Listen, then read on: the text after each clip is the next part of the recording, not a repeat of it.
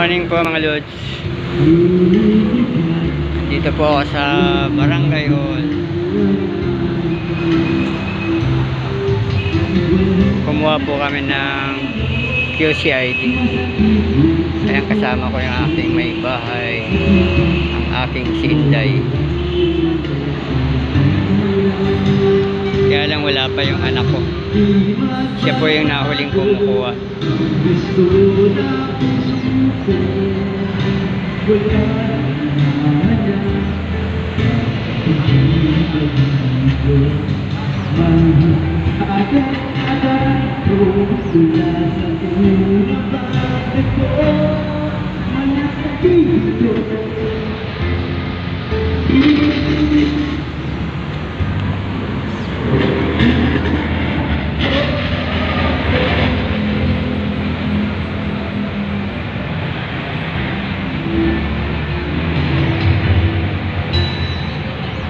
Papansin niyo po ba yan?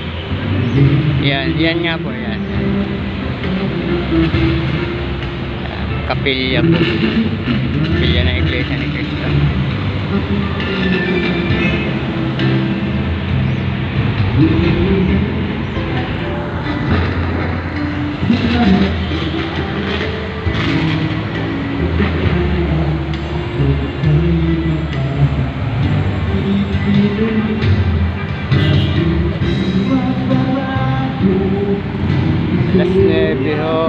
Alas 9 pa lang.